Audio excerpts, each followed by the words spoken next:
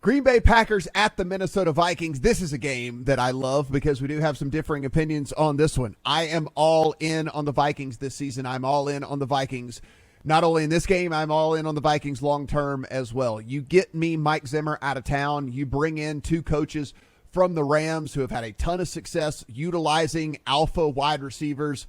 And with that, I think this Minnesota team has immaculate upside for me. 1.5 favorites right now are the Green Bay Packers, though my screen's lighting up left and right over here as this thing toggles back and forth between 1 and 1.5. 1 at DraftKings right now, 1.5 at BetMGM. Again, shop around depending on which side you want to go to on this. 46.5 or 47 is your total. Adam, I'll start with you. You and I on different sides on this one. You are coming in on the Davante Adams-less Green Bay Packers on the road. I'm coming in on the Green Bay Packers defense more than anything else. And let me be clear, this is the play this week that I have the least amount of confidence in. It's the one that if you asked me cut one thing off the card, this would be the one that I would cut off the card. I am, like you, higher on Minnesota than most. It's just that I am also really high on what this Green Bay defense can be. And if they are as good as they appear to be, then sticking Jair Alexander on Justin Jefferson, I think, could be a Jalen Ramsey kind of neutralizer.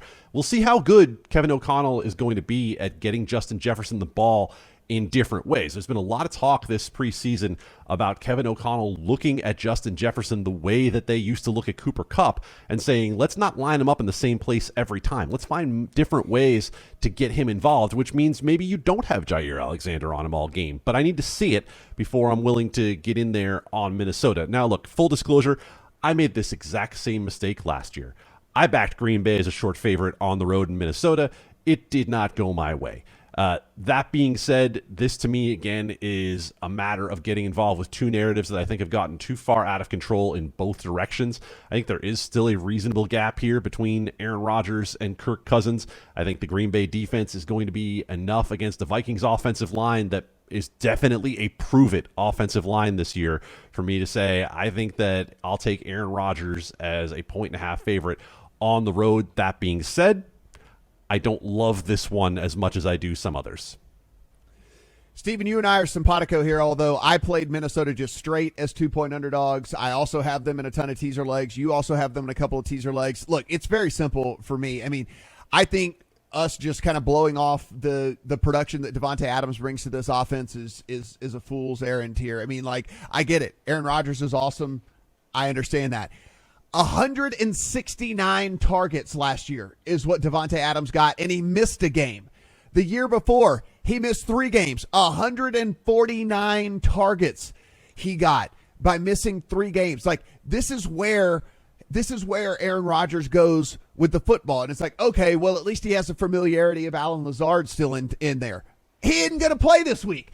He is going to be running out 2 rookies and 2 wide receivers who are absolute complete dust left in the NFL. Like, I mean, it is going to be, if they can get this done, then Aaron Rodgers should be anointed the MVP again this season already in week 1. That is how amazing I think this feat would be for them to go to Minnesota and beat this Minnesota team that I think is greatly improved strictly off the coaching change alone. You get Danielle Hunter back on the defensive side of the ball to create all kinds of pressure as well.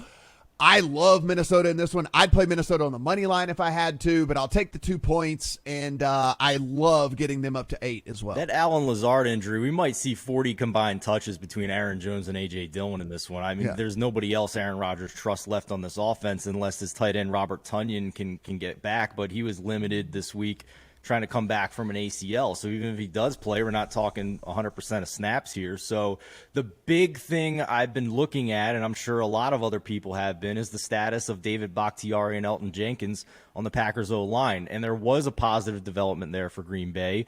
Matt LaFleur said that they would do team work in practice on Thursday.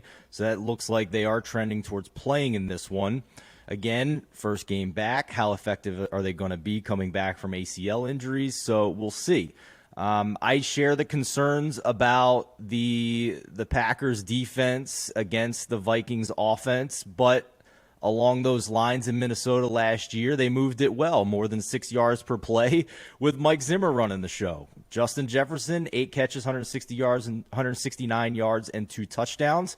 We'll see about Jair Alexander in this one. So those offensive linemen, though, were the big thing for me. Those guys being available was the reason I couldn't pull the trigger on the Vikings as a short dog straight up, but the teaser leg was very attractive to me.